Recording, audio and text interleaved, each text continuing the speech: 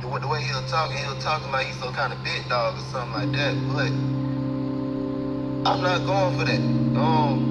There's a lot of people bound down to him. I'm not one of them. I am myself. I am a Norman. I'm far from the norm. You dig what I'm saying? So you ain't no big dog as long as I'm here. Brian Norman Jr. disputing what Jerron Ennis's camp said about negotiations of a fight between them. Let's talk.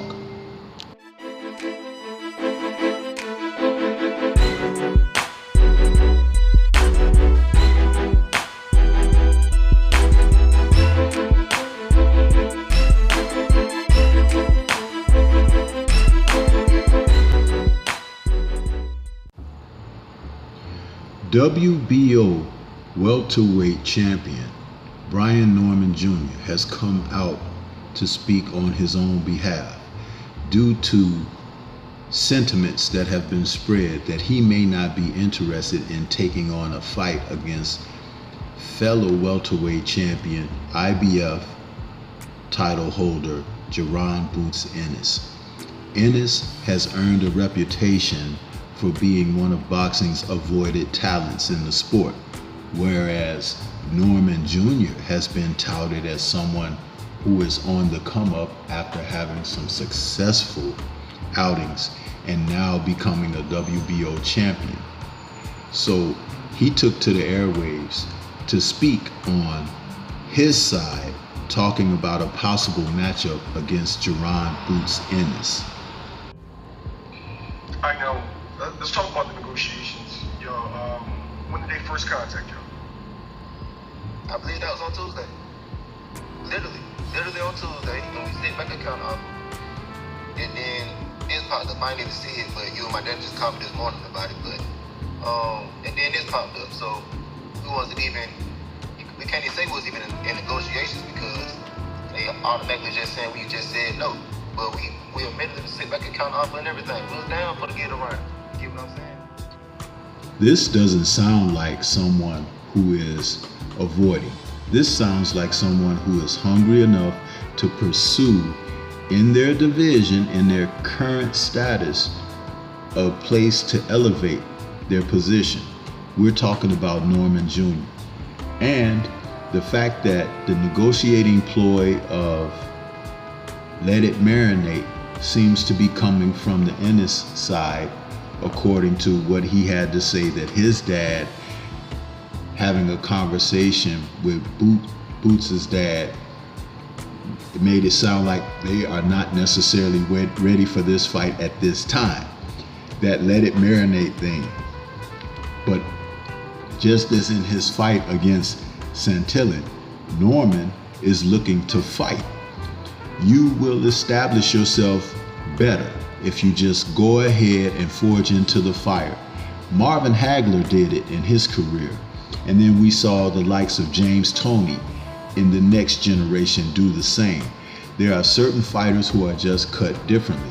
That doesn't even necessarily mean they will be favored or will have the opportunity to win all of their matches going forward. It's just that they are providing the public with what the public craves, and that is the true warrior spirit and the initiative to go and seek the challenges.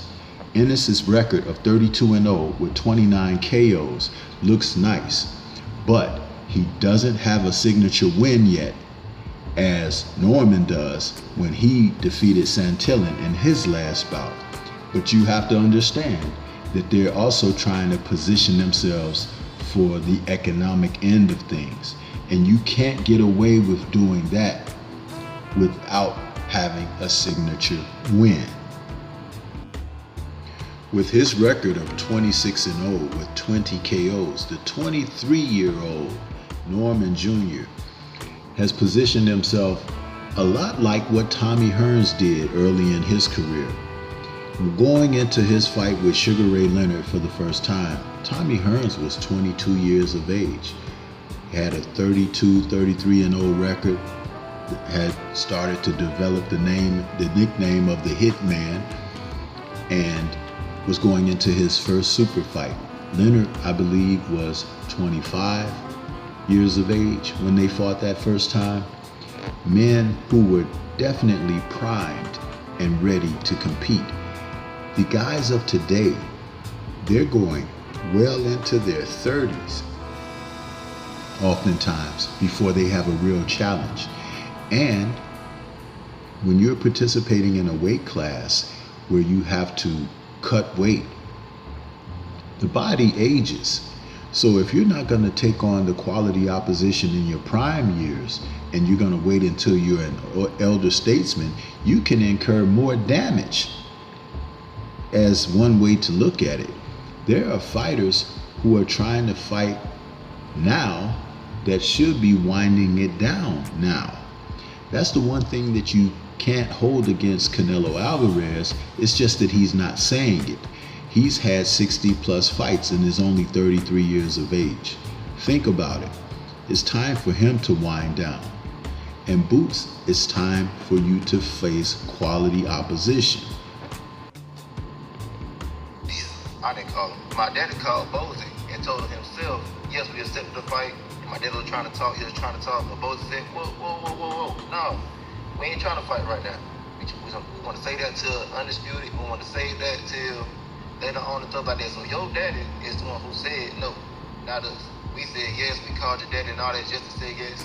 And yes, I will come to Philly just for that fight. Don't forget, every time we ever encountered each other, I pulled up on y'all. So don't act like I'm no some Rudy Poo ass nigga. I ain't never been no bitch. You already know that for a fact. You feel me? So I'm always down for any fight. I'm always down for any occasion. And just like I said before, I'm always down to come to your hood and get this work in. So it's never been that. I never been no bitch. Don't let this light skin shit fool you. I'm ready for all of that. How are you looking toward Undisputed and you haven't had the signature fights that you need to have? I understand the clout chasing of Errol Spence and Bud Crawford, but you still have to cut your teeth. What if you stepped up to one of those named fighters who you have been chasing and you get soundly trounced due to their experience and the quality of fighter they happen to be? Then that wrecks you.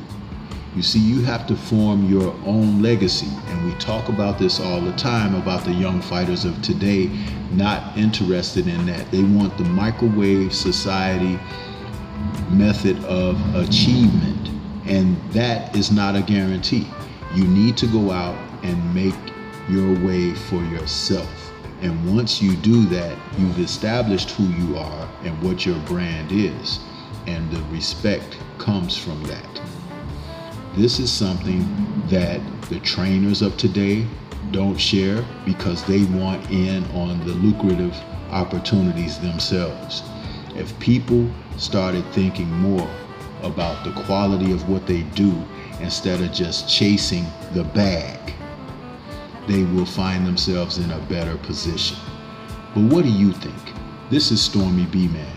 Shout out to the mighty LDBC and Liberated Perspective, a third eye view of the world. Peace to everyone out there, and everyone please remain safe.